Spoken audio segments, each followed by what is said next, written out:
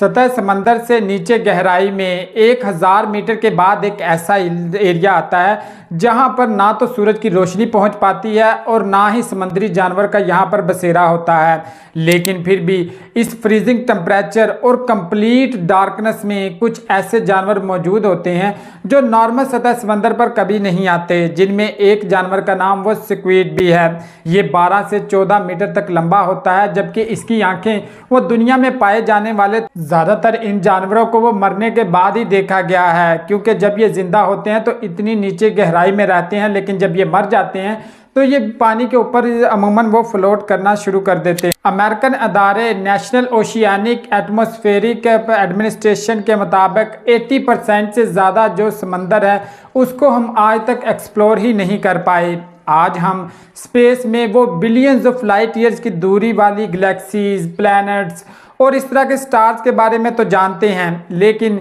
समंदर में क्या चीज़ें मौजूद हैं और समंदर के तल में क्या कुछ हो रहा है इसके बारे में हमें नहीं पता। शायद यही वजह है कि वो नासा ने फ्लोरिडा के नज़दीक सतह समंदर से 20 मीटर की गहराई में दुनिया की इकलौती अंडर वाटर लैब वो बसा रखी है, जिसमें हर साल मुख्तलिफ एस्ट्रोनॉट्स को वो भेजा जाता है ताकि वो प्रोजेक्ट नीमो पर वो अपनी सर्च है वो जारी रख सकें, और इन्हीं एस्ट्रोनॉट्स को वो एक्वानॉट्स भी कहा जाता है। लेकिन सवाल ये पैदा होता है कि अमेरिका के पास तो समंदर में रिसर्च के लिए नेशनल ओशियानिक एटमॉस्फेरिक एडमिनिस्ट्रेशन जैसा अदारा मौजूद है, तो नासा को अंडर वाटर लैब की बसाने की क्यों ज़रूरत पेश आई। बेसिकली सतह समंदर से नीचे तल तक वो समंदर को वो 5 मुख्तलिफ लेयर्स में वो तकसीम किया गया है, जिसमें सबसे पहली लेयर का नाम वो सनलाइट जोन रखा गया है। सनलाइट जोन की गहराई वो 0 से लेकर 200 मीटर तक होती है, जहां पर सूरज की रोशनी वो बासानी पहुंच सकती है। यहां पर फोटोसिंथेसिस का अमल भी बासानी होता है,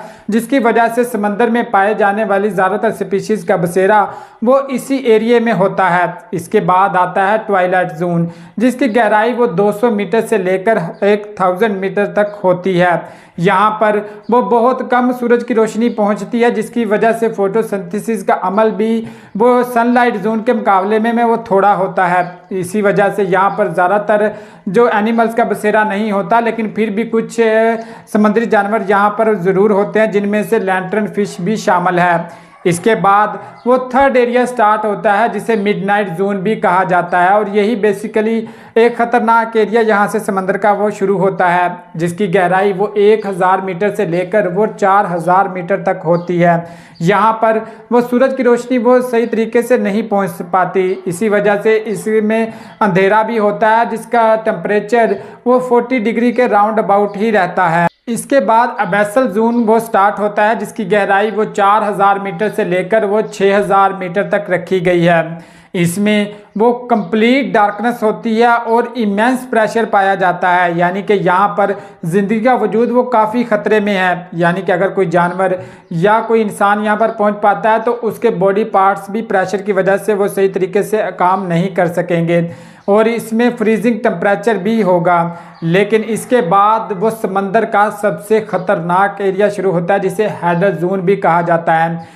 आज तक हम इसके बारे में कुछ अच्छे से तहकीक नहीं कर पाए कि हैडर जोन में बेसिकली वो कौन से जानवर हैं वो जो रह सकते हैं, या फिर यहाँ पर वो क्या कुछ हो रहा है। और यहाँ पर ही बेसिकली समंदर की सबसे गहरा पॉइंट, जिसे मैरियाना ट्रेंच भी कहा जाता है, वो भी पाया जाता है। समंदर की गहराइयों में जानने के लिए जिन प्रोजेक्ट्स ने वो हेल्प किया, उनमें सी मर्सिबल्स, जबकि सैटेलाइट्स और रिमोट हैंडलिंग जो व्हीकल्स हैं उन्होंने ख़ास तौर पर हेल्प किया, ताकि हम समंदर की गहराई में जान सके कि बेसिकली वहाँ पर कौन से जानवर रह रहे हैं और क्या कुछ हो रहा है। लेकिन अगर हम स्काई डाइवर्स की बात करें तो 100 मीटर एक वार्निंग साइन रखा गया है कि अगर इसके नीचे कोई स्काई डाइवर जाता है तो उसके ऊपर वो प्रेशर है वो बढ़ता ही जाएगा, जिससे उसके बॉडी पार्ट्स हैं वो भी इफेक्ट वो हो सकते हैं। यही वजह है कि वो आज तक हम पूरे के पूरे समंदर को वो एक्सप्लोर नहीं कर पाए, लेकिन फिर भी नासा और कुछ और प्रोजेक्ट इसीलिए लॉन्च किए गए हैं ताकि